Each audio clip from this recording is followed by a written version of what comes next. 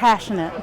He was bigger than life. His presence just filled the room when he walked in. A presence that was honored at the Nickelodeon Theater Tuesday night.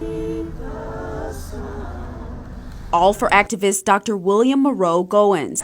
He was such an asset for all the communities, all minority communities here. So it wasn't just to uphold his own community.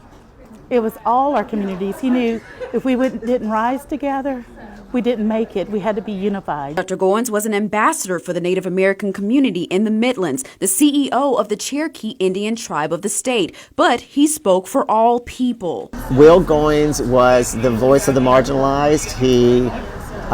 He spoke for a lot of the people in our society who can't speak for themselves. Larry Hembry was the previous director of the Nickelodeon Theater and knew Dr. Goins for 20 years. And throughout the decades, it's been interesting to hear his voice speak for, of course, Native Americans, the LGBTQ population, artists who are marginalized. An actor and a writer, Goins expressed much of his activism through his art. Over-energized, he was pumped up.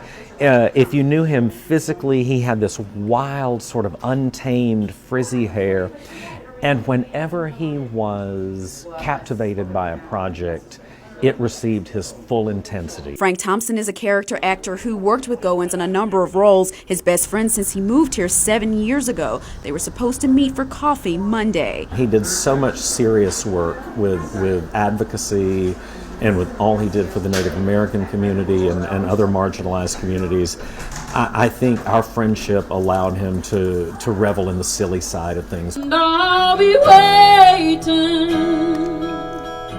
to see your face again. Tuesday was the last day of the annual Native American Film Festival at the NIC, the 20-year anniversary of the event Goins pioneered. Those who knew him say there couldn't be a better tribute.